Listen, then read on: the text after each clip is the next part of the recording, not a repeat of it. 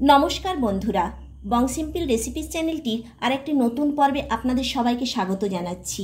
আজ আমি খুব সহজেই নিরামিষ পটল পনির বানিয়ে দেখাবো। তাহলে চলুন বন্ধুরা দেখে নিন আমি কিভাবে নিরামিষ পটল পনির বানিয়েছি। পটল পনির বানানোর জন্য এখানে আমি পনির নিয়েছি 300 গ্রাম, এইভাবে টুকরো টুকরো করে কেটে নিয়েছি। আর এখানে 6 পিস পটলকে এইভাবে কেটে নিয়েছি, একটু করে খোসা রেখে আর একটু করে ছাড়িয়ে দিয়ে এইভাবে টুকরো করে কেটে নিয়েছি। আর এখানে দুটো মিডিয়াম সাইজের আলু এইভাবে ডুমো ডুমো করে টুকরো করে কেটে নিয়েছি। এবার আমি এই আলু আর পটলের মধ্যে সামান্য একটু করে নুন আর হলুদ মাখিয়ে দিচ্ছি। আলুতে লবণ দিয়ে দিলাম, পটলে লবণ দিয়ে দিলাম, আলুতে হলুদ দিয়ে দিলাম, পটলেও হলুদ দিয়ে দিলাম। এবার আমি হাত দিয়ে মেখে নিচ্ছি।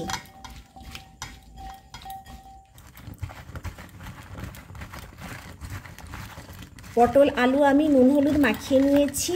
এবার আমি রান্নার কাছে চলে যাব। রান্না করবার জন্য গ্যাস জ্বেলে কড়াই বসিয়ে সর্ষের তেল দিয়ে দিচ্ছি। রান্নাটা আমি সর্ষের তেলে করছি, আপনারা রিফাইন্ড তেলেও করতে পারেন। তেল গরম করে নিয়েছি। এবার মিডিয়াম ফ্লেম করে আমি পনিরগুলো দিয়ে দিচ্ছি। পনিরগুলো খুব কড়া করে ভাজবো না, হালকা করে ভাজবো। কড়া করে ভাজলে পনির শক্ত হয়ে যাবে।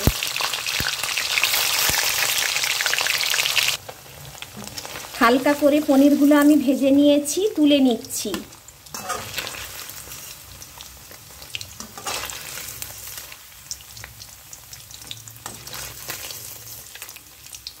আরও কিছুটা পনির আছে, আমি এই তেলেই ভেজে নিচ্ছি। আবারও পনির দিয়ে দিচ্ছি এই তেলের মধ্যে। সমস্ত পনিরগুলো ভেজে নিয়েছি, তুলে নিচ্ছি।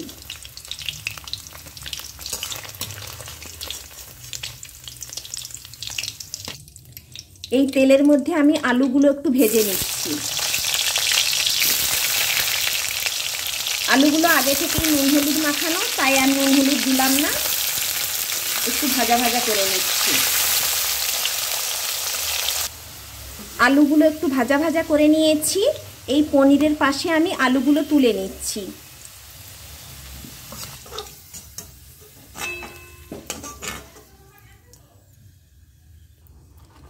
এই তেলেই আমি পটলগুলো ভেজে নিচ্ছি। পটলেও নুন হলুদ মাখানো, তাই আর নুন হলুদ দিলাম না, একটু ভাজা ভাজা করে নিচ্ছি। পটল একটু ভাজা ভাজা করে নিয়েছি, খুব কড়া করে ভাজিনি। এবার পটল আমি তুলে নিচ্ছি।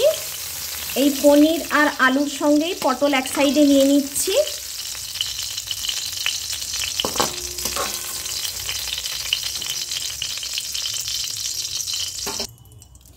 এই তেলের মধ্যে আরও 1 টেবিল চামচের মতো তেল নিয়ে নিলাম। এবার এখানে আমি গোটা গরম মশলা নিয়েছি, 3টে ছোট এলাচ ফাটিয়ে নিয়েছি, একটা দারুচিনি স্টিকের কিছুটা অংশ, 4টা লবঙ্গ দিয়ে দিচ্ছি। একটু ভাজা ভাজা করে নিচ্ছি। এখানে আমি 1 টেবিল চামচ আদা বাটা নিয়েছি, দিয়ে দিচ্ছি। আদাটা একটু ভাজা ভাজা করে নিচ্ছি।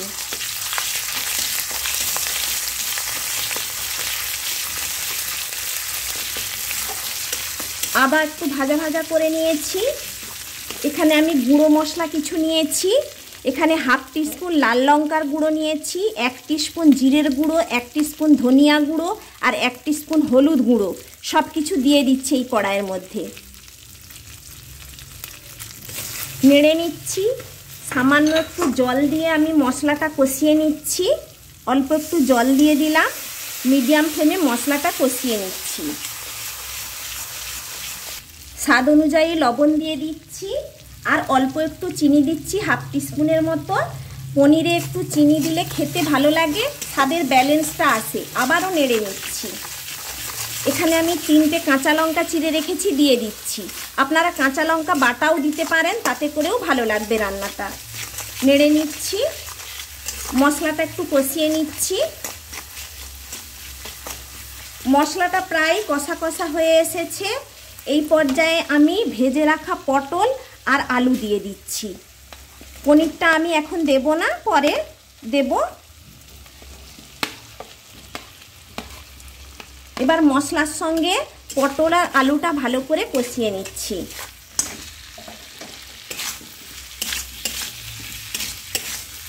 মশলার সঙ্গে আলু পটল ভালো করে কষিয়ে নিয়েছি। এখানে আমি 10টা কাজু বাদাম বেটে রেখেছি, দিয়ে দিচ্ছি কাজু বাদামের পেস্ট। ভালো করে আবারও নেড়ে নিচ্ছি। একটু বাটি ধুয়ে জলটাও দিয়ে দেব।